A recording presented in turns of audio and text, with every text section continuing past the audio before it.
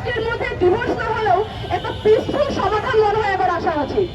প্রতিবেশী রাষ্ট্র শুধুমাত্র প্রতিবেশী রাষ্ট্রই হবে, প্রতিবেশী রাষ্ট্রের সঙ্গে আর কোনো সম্পর্কের দরকার নাই।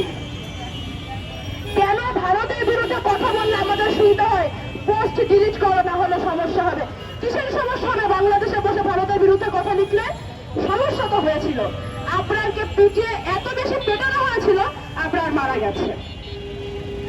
ভারতের বর্ডার থেকে যখন বাংলাদেশে কিছু আসে তখন নিউজ হয় ভারতীয় কৃষককে বাঁচিয়ে দিলেন বাংলাদেশি কোস্টগার্ডরা, ভারতীয় হাতি ভেসে উঠলো বাংলাদেশের কিনারে।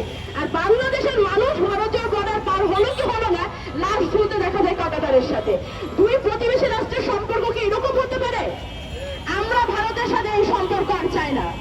প্রতিবেশী সম্পর্ক হবে প্রতিবেশীর মতো, আধিপত্যবাদ দুই প্রতিবেশী রাষ্ট্রের মধ্যে আমরা দেখতে চাই না। আমরা মনে করি আওয়ামী রেজিম বাংলাদেশকে ভারতের কাছে বর্গা দিয়ে নিজের চেয়ারের দাম আদায় করেছিল।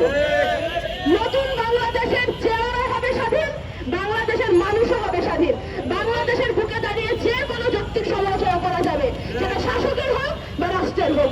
কিন্তু প্রতিবেশী রাষ্ট্রের কোন কুলাঙ্গার হিন্দুত্ববাদী ধর্ম নিয়ে বেচা ব্যবসা করা গতি মিডিয়ার হোক, ভারতীয় মিডিয়ার বিরুদ্ধে কথা বলতে গেলে বাংলাদেশের মিডিয়াগুলো সেই খবর ছাপাতো না এতদিন। কার আঙ্গুলি ইশারায় আমরা নতুন বাংলাদেশ সেই সমস্ত প্রশ্ন খুঁজবো?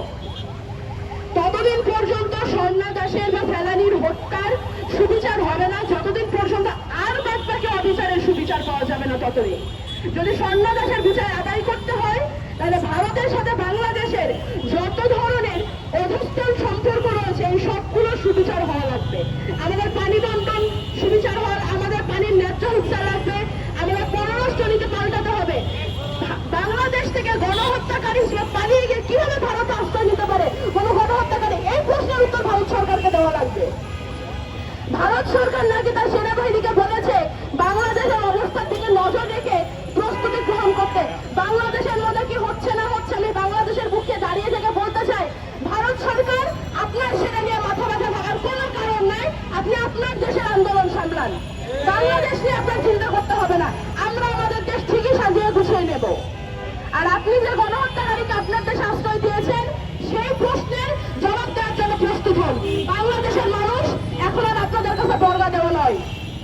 ফেলানি থেকে স্বর্ণা দাস আমরা প্রত্যেকের হত্যার বিচার চাই, একই সঙ্গে আমরা আবরারের হত্যার বিচার চাই, একই সঙ্গে আমরা সেই সমস্ত প্রশ্নের উত্তরগুলো খুঁজবো।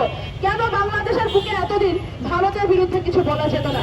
বাংলাদেশ কি ভারতের কলোনি হয়ে গিয়েছিল? বাংলাদেশকে কি গোপনে বিক্রি করে দেওয়া হয়েছিল? যদি হয়ে থাকে আমরা নতুন করে বাংলাদেশের সেই স্বাধীনতা আবার পুনরুদ্ধার করবো। তবুও বাংলাদেশ আর কোনোদিন ভারতীয় আধিপত্যবাদ মানবে না, মানবে না, মানবে না।